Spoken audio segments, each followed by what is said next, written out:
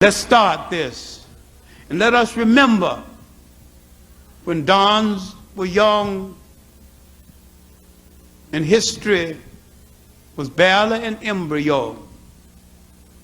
In the Nile valleys of Egypt, in the Niger valleys of other parts of Africa, Limpopo and the Zimbabwe, we created the laws and the social thought that would later govern man, who dared to call himself civilized after they had learned from us. The Greeks and the Romans warmed their intellectual hands on the fires that we had created. And except for what Africans had created earlier, there had been no Rome and no Greece.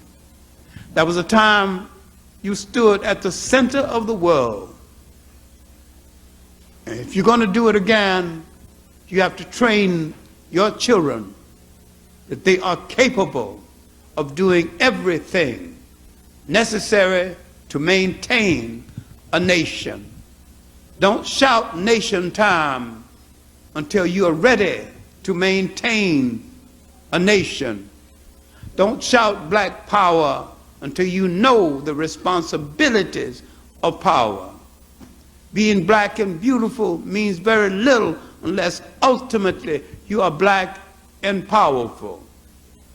Realize there was a period of sovereignty and independence in your history when you were the major influences of the world and gave guidance to the world without oppressing anyone, without being arrogant enough to take anyone's country. And you gave the world some safety and a new humanity. Once you recover your confidence, read your history properly, train your children to remember these things and build them again, you can say, we are capable of starting a revolution that will change the world. We need, each one of us, a partner in this revolution. So I suggest that you find a mirror and don't move from the mirror until you like what is staring back at you. We are consumers of so much and producers of so little. Now, if we began to produce the clothes we wear, the food we eat, build the houses we live in, and if you live in a brick house, you should own a brick yard. And you should start with your underwear.